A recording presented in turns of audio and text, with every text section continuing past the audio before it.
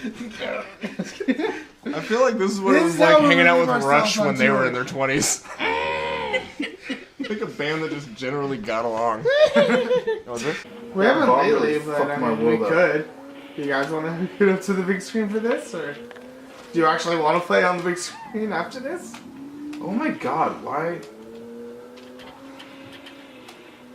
I'm doing really bad. It's been a while. Alright, Luigi, you ready to get fucked up?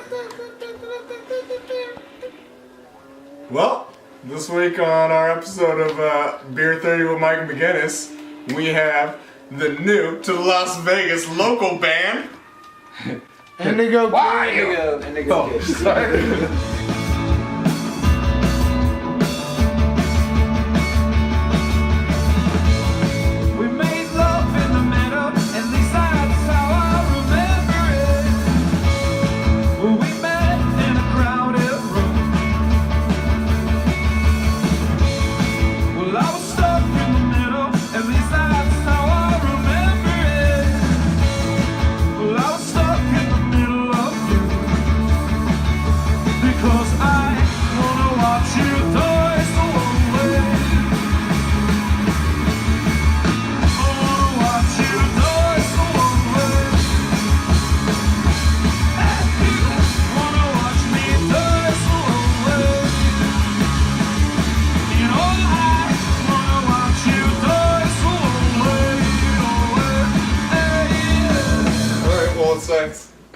Beer 30's back again in the new year, 2018, and we're here with Indigo Kidd for our 4th episode.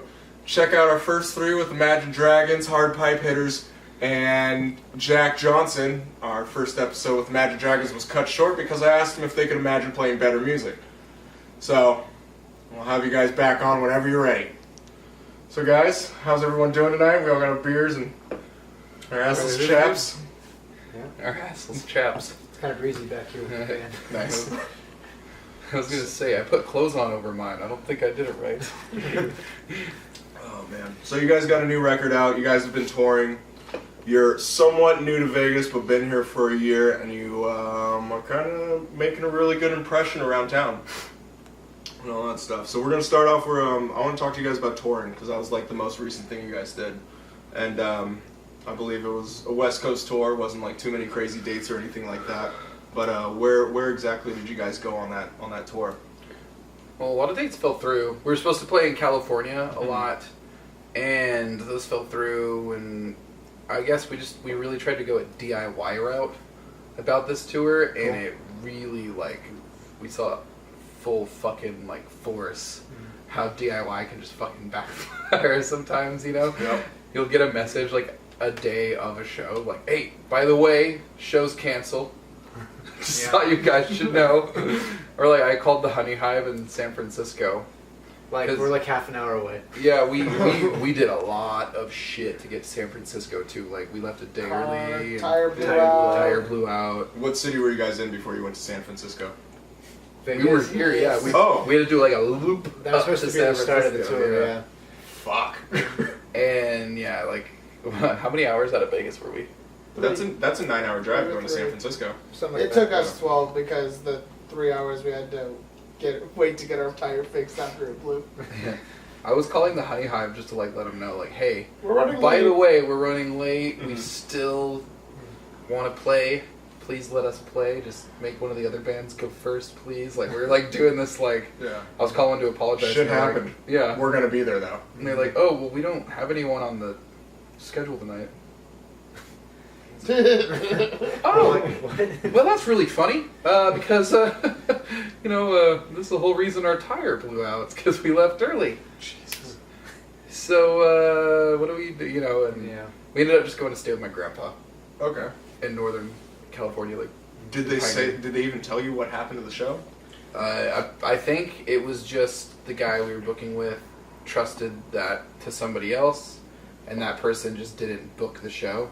Wow. Yeah, it was just like it was just one of those, like, and that happened a couple times though. That happened like a handful, and I'm thinking part of it's probably because it was like fall, winter time. Yeah. The other part of it's because it's DIY.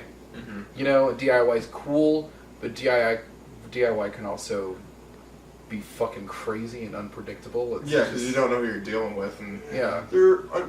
Some people do it professionally DIY, and they stick to that their whole lives, like booking shows. Like the people over at the Garth DIY shows Yeah. all day, and they stick to their shit. Like Brett, does Brett do stuff for that? Brett B? He like books or something there. I know. I always talk to Sinead What's her name? when I talk about Garth stuff, just because I used to work with her. Yeah, I always see what's her name. Tony always talking about that. 'Cause she like pretty much runs it. Tony and Jacob. Yeah, my friends always play there. I'm not gonna lie, I've never been to the Garth. I went to their Pretty old. cool. I went to their old spot that they had. That was right next to Hard Hat. Oh yeah. Yeah, Oh, I think we've been. Oh shit, yeah. the one that was That like. may have been like the storage unit. Yes. Yeah. Oh, that was one of our first shows we went Yeah, to. they called it Yeah. Death House for that show that we went to. I believe it was called Death House. Yeah. And That was We a good bet that show. was like, I think we went to the last one because it changed literally immediately after that. well, and that's another funny thing. Was it one of the last? We were there because before moving here, I was trying to get into Vegas music, and I was listening to Special K Okay. like a lot. Like before moving here, I heard like Alaska, and I heard Oh, Alaska's great. The drummer's Rusty so fucking Maples. good. Rusty Yeah. Maples. Rusty Maples is one of the bands I checked out before moving here, and I liked all the bands, Mhm. but Special K was the band that I was like, okay, if there's music like this going on, I can do it. You know, like I can move to Vegas. If So that's what there's- brought you guys here? You just checked out some bands and liked it and just No, came we had out? a friend that lived here and then moved up Well, to our Josh. town. Yeah. Josh Ellis. Josh Ellis? Yeah. He Big moved up ol'- to Yakima, Washington for You like get me drawing a blank on camera. Oh, Josh no. Ellis is gonna watch this and be like, He's that big guy who's always He's like, oh, he does the open mic at the Hundreds right now, and he, Oh, okay. he writes a lot of Facebook posts, very opinionated. oh. he's a writer, yeah. So He helps the homeless in downtown a lot. He- Oh, that's cool. yeah, he's a cool guy. Like you, Yeah. if you saw him, you know. Okay, cool. Yeah, yeah. But yeah, he moved up to our hometown, Yakima, for 2 years. Of all places, yeah. And then when he moved, he was like, I'm done here. This is stupid. I'm moving back to Vegas. And He's like, so- you guys should also move to Vegas because we were looking to just get out of Yakima, either Mhm. Seattle, Portland, somewhere. Olympia, something. And then we were like, Vegas, okay. And Dalton came down here, found Yeah. this place within a week, and I, then yeah, I helped him move down here, and it was Yeah. like right. I got laid off at the same time, so it was like, Just worked out yeah, perfectly. it was like, well, I just got laid off, so I'm ready to leave now. Let's do it. Yeah. Well, So- it was weird because Josh is such a coffee shop guy too.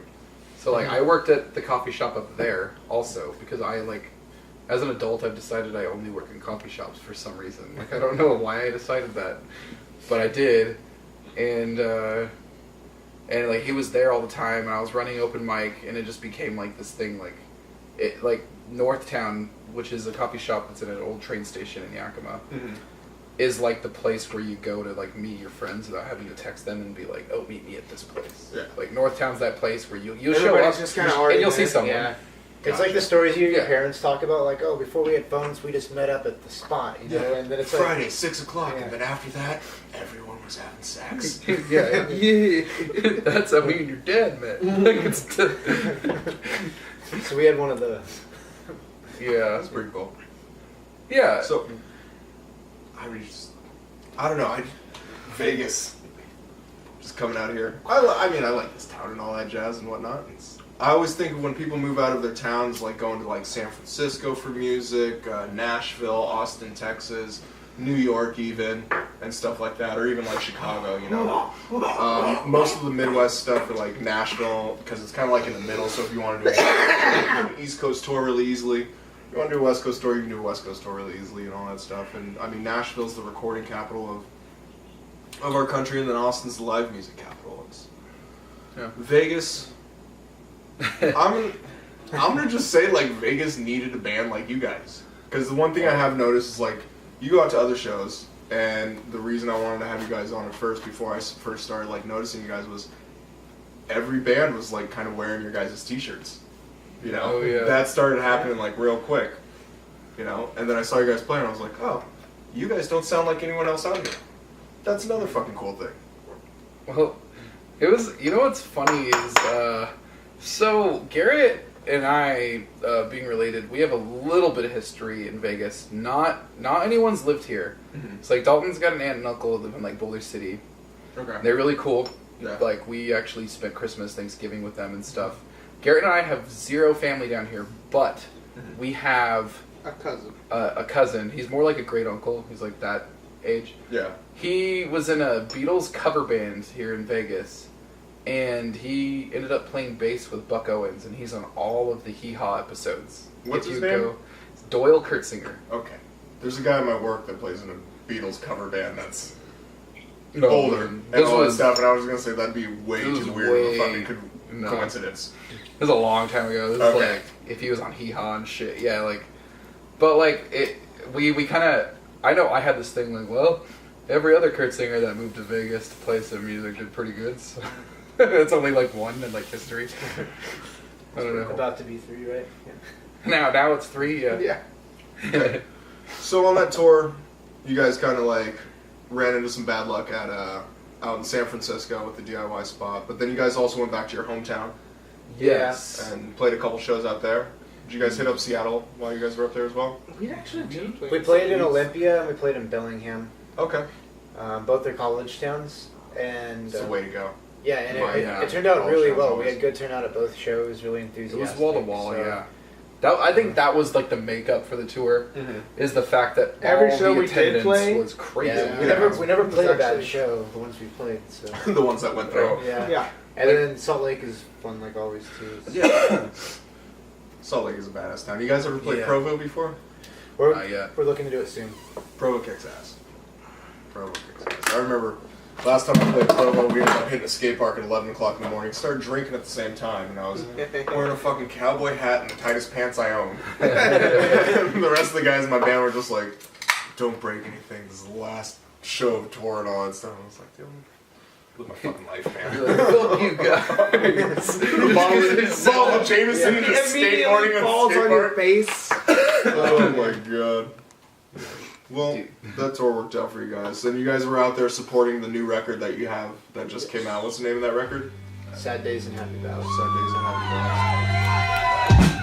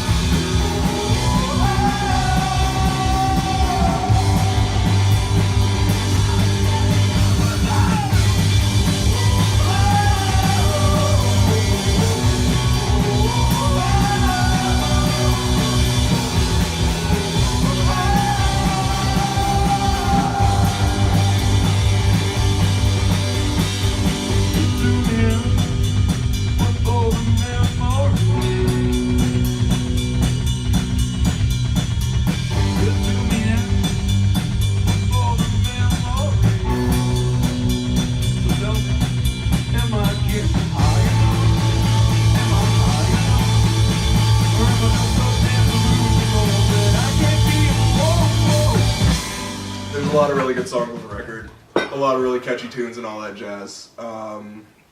Who does most of the writing for the lyrics? Is it a collective or It's all me. all you? Fuck you. Fuck you, man. It's mainly me. Like, if I had a journal, if I had a personal journal, Mhm. that would be that one. Okay. Like the lyrics, it's a lot. And some of it, okay. And the reason it gets weird is because it almost seems too genuine at a certain point. Like, some of the lyrics in the songs get to a point where it's like, I feel exposed almost, you know? Yeah, but you know? also it's really relatable. Yeah. Like, I mean, anyone can relate to like all those songs, and that's just like such a good key for fucking like hit music and shit like that. You want to Yeah. relate to like a mass audience and shit like that, and it's like who hasn't felt that way? Like, I want to believe in love, but I don't believe in happy endings. Yeah. Like yeah. shit like that. Like, come on. Yeah. It's like, it's weird because my mom actually is super supportive of this, because in high school she was so like, I want you to go to college, I want you to, you know, Oh yeah. she was really pushing college, and I wanted no part of college. I wanted zero part of college because I wanted zero part of high school. Like, outside of just expressing myself through like music and art and stuff, I've never felt like, dude, this is what I want to do. Like, you know what I mean? And like now I think she sees that and she's super supportive of the band, like, because of that. But it's weird that, like, you know, like, my mom loves this record, like, gives it to like some people, like, sells it to people, and it's like, it's all is super she one of those personal. moms that takes it to work and just like, listen to this, it's really good. She is, yeah, and like, yeah, dude. and you know, like, there's like autoerotic asphyxiation. There's so many there's so many reasons why I'm like, ugh. I love this record, Mom, because that's so weird. Mom being like, my son wrote this. Autoerotic asphyxiation. Like, you know, like, it's like... All of our moms liked the video too, didn't they? They loved the video, yeah. All of our moms were like unanimously I feel like my mom is, like, in a way, like, living, like, through me in a way, yeah, like, because, like, my family has a history of, like, getting married young, or, you know, like, having kids, or, like, you know, like, not following your dreams, really. Like, my mom wanted to be a marine biologist. Instead, she just stayed in her own town, where... Had a family. Like, hours away from the ocean. So you're not going to be a marine biologist. Yeah. And, and so, like, I'm actually out, like, I'm not married, and I'm about to turn 25, and, like, that's, like, a record for the family. So it's, like... Wow. Yeah. Like, all my cousins and family, like, it's like, oh, they already have kids. It's like, and I'm, like, the guy, like... in a band traveling. It's like, well, I leave my job every now and again and just go on the road, not knowing what's going to happen. Yeah. Yeah. You know? And it's been neat though, because I think we've all kind of experienced, at least the two of us for sure, have experienced like the change from like, oh, it's a phase, or oh, it's just like a high school thing. You know, my parents never got behind. Like, well, you should be doing this. And for him, it was like, oh, you should be wrestling, or you should be like going to college. And for me, it was like, you would be a fucking great wrestler. Wouldn't you? I went to state. I was seated first in state. No shit. In Washington, yeah. When I went, I choked hardcore under that pressure, though. You know, Really? I got to state. Yeah, I beat my first guy. I think I beat my second guy. Third guy though, just he was like lanky and weird. Yeah. Got me in a standing cradle. He was so much taller than me. He was 6, dude. Yeah, dude. He just picked him up like a baby. I didn't know someone could hug me in that angle. I was just in my wrestling stance, got me in a cradle standing up. I was like, okay, this is fucking weird. This guy is this much taller than me. He just went, and I was like, oh! You know, I'm just like freaking out in this match. Like, I've never wrestled someone this much taller if than you've me. ever wondered, like, what it'd be like for Slender Man to actually get you, he knows. Yeah, it was fucking stupid. I've done it to a couple people myself and all that stuff, and that was kind of like one of my gifts. Like, I got a really good bear hug where I can tighten up, and people just go, "Holy, like, what the fuck is going on?" Or it feels like I can like snap people. And I like that I don't look like I can do that, but it actually happens and surprises people. We're gonna have swirly. We're gonna have to delete that out, or else everyone's gonna know my fucking secret. But this is gonna be one cut. But so I can do the. No, I gotta say, it's like, it's so funny where people talk about like, this is what you're supposed to be doing, and shit like that, like what you were saying with your family. And I was like, oh, you're supposed to be on this track. You're supposed to be. It's like, no, there's no rules to how I'm supposed to live my life. Yeah. None of you know what the fuck we're supposed to be doing because none of you have done this before, and shit like that. And trying to like, fuck, I heard the greatest thing is like trying to compare yourself to someone else is completely fucking pointless. What I love though, I feel like, you know, like the expression like woke. Like I feel like so. As much as I love it, I fucking hate it. Yeah, but how dare you say this on the show? but I can't think of another way to describe it.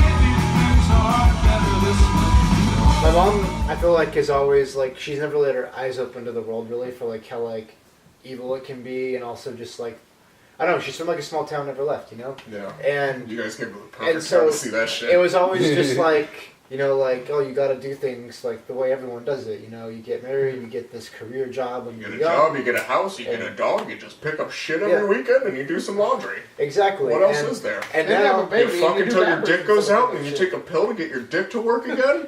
Exactly. and don't forget about that vasectomy that you always have to get because the wife is like, I'm not getting pregnant again. But anyway. Well, I ain't pulling out. So we're gonna meet in the middle. Yeah, but...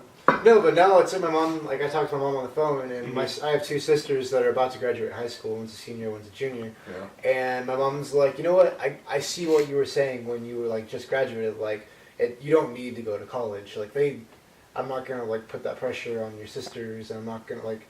I get why like it seems dumb to put yourself in debt and not even know what's gonna happen on the other side. And exactly. So it's neat having those conversations though, and being like, hey, like. You're not so like closed-minded about stuff anymore. Well, that's something Dalton and I have had in common. Actually, we both had like pretty young moms. Yeah. That were like learning like with us, and I think the same sentiments were expressed, and I think that's like why Dalton and I hit it off as kids. Like, really.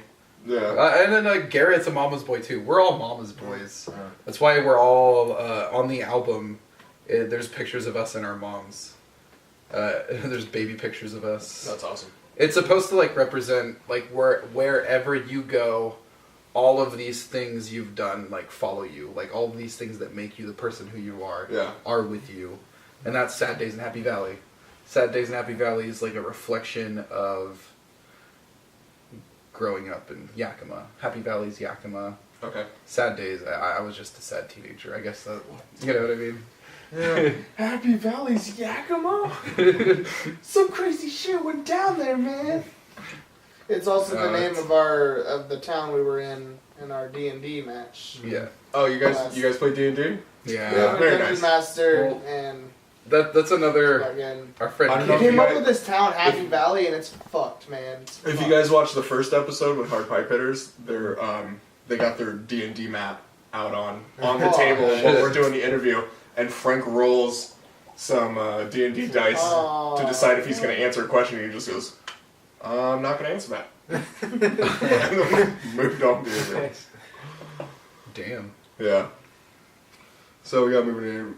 How did you guys come up with your sound? And I got to say this, when I first heard you guys, the first thing I thought was like, oh man, this is like if Danzig and The Cure got together, like, if you replaced Robert Smith with Danzig for The Cure, like, this would be the fucking band. See, like, that's pretty cool. I thought... I think it's rad, too. Yeah. You know? I always thought we sounded a little more Pixies than The Cure. A little more Pixies?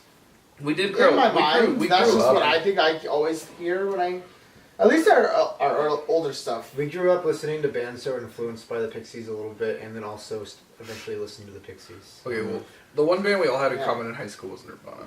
Well, we all listened from the Pacific Northwest out north. Yeah, you know, it's like the one thing that happened. It's impossible. It was like Nirvana, required listening in school. Yeah, well, it was the very first. You got required reading and all that stuff. And then you guys go to middle school and everyone gets a Nirvana record as they come into the first day of class. The alternative kids. Yeah, you know what I mean. I think there's just an alternative. In middle school, it was either like here's your Nirvana CD or here's your Soulja Boy CD.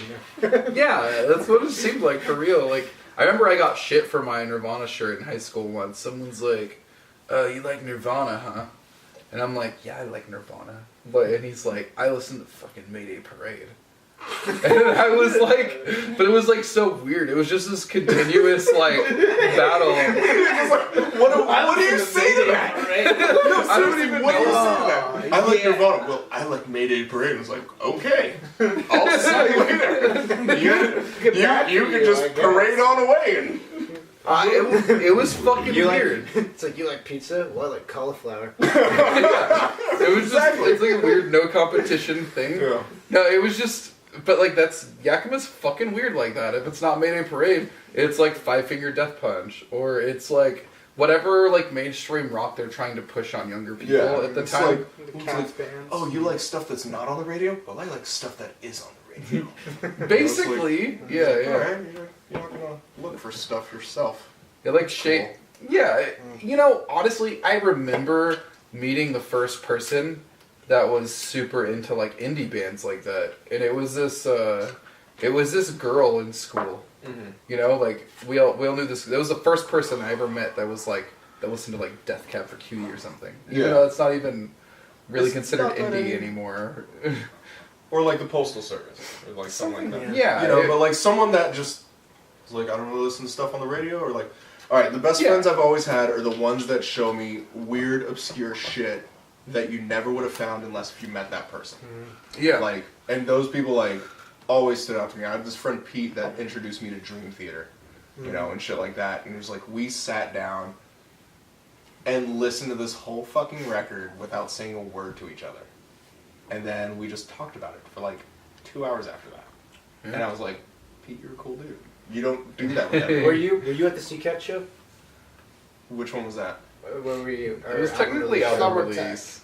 I don't Starboard know. Tack. Oh, Starboard Talk? Yeah. Yeah, I was Okay, there. you were there. Seacat. Well, we need to sit down and just have you listen to their music because Sea Cats is. yeah, Yeah, were they the band that went on right before you guys? right or- before us. Yeah, they have Okay. like the wheel. Yep. Oh. Yeah, they were cool. Dude. All the bands there that night were really fucking cool. Yeah, Mo Chopper was. Yeah, no, like. And then it like almost goes full circle because I've been sitting here talking about Special K this whole time and like. Homebodies technically Yeah.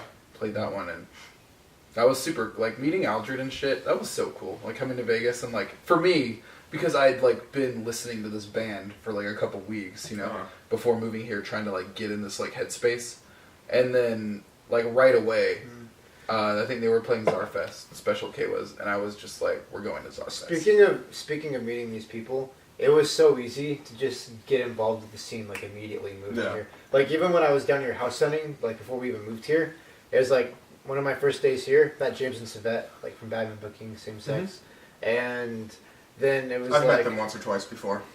You're pretty cool. and then like after that, it was like, oh, went to a show at Velveteen Rabbit, Special K's playing, and you know met Justin and Jake and Aldred. Just super easy.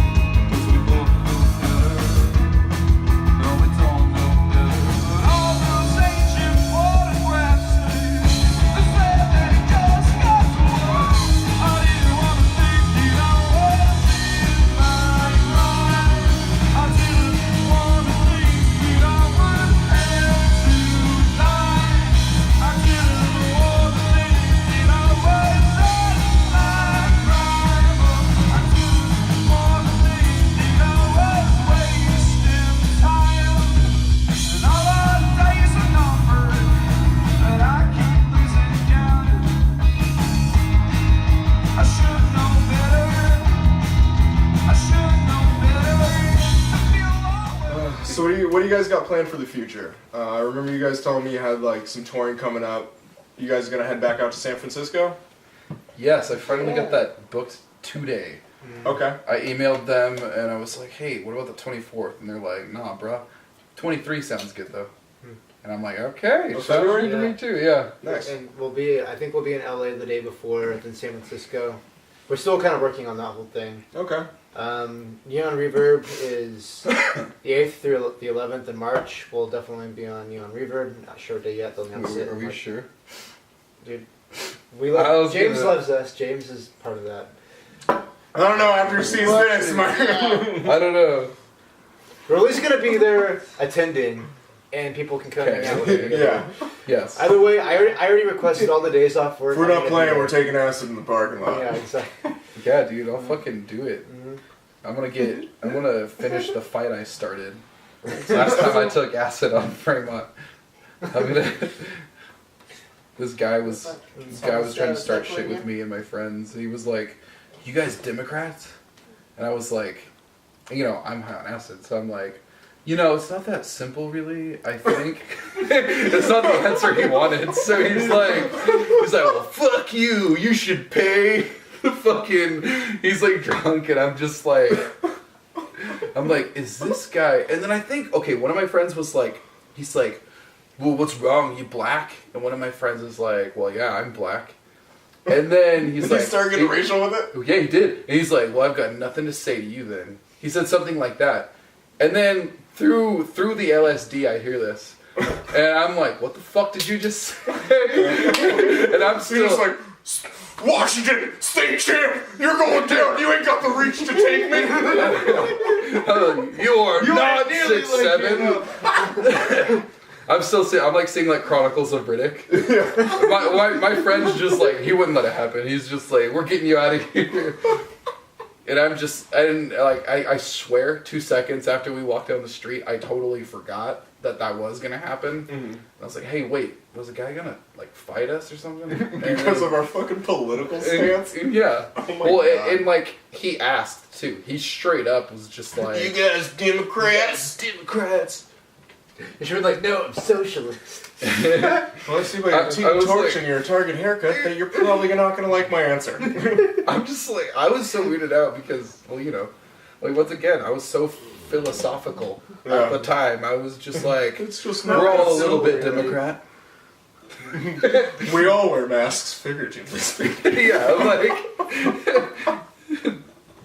Democrats, just a label, my friend. I'm actually a Pisces. I don't know, what month is a Democrat? What month is a Democrat? Is that a sound? God. Yeah.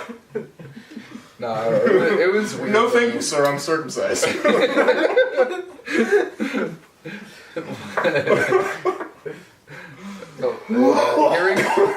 about it afterwards and just thinking about that, like the shit you run into randomly, it's On fucking Fremont. ridiculous. No, I'm Eli.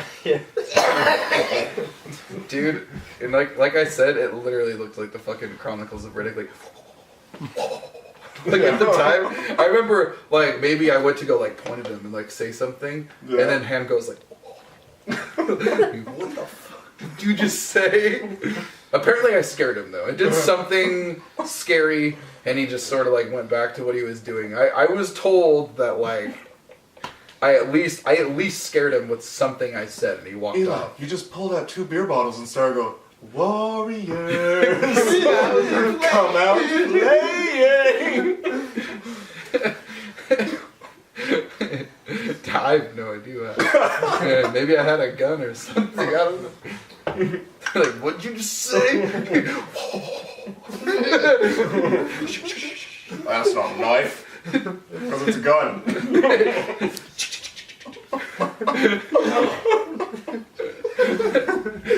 Oh god. Yeah.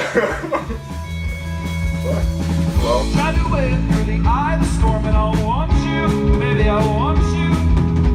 And then I'll say that it's all okay, but it's just a charade that I made for you, yeah. I don't know what to say, so I don't say anything, no.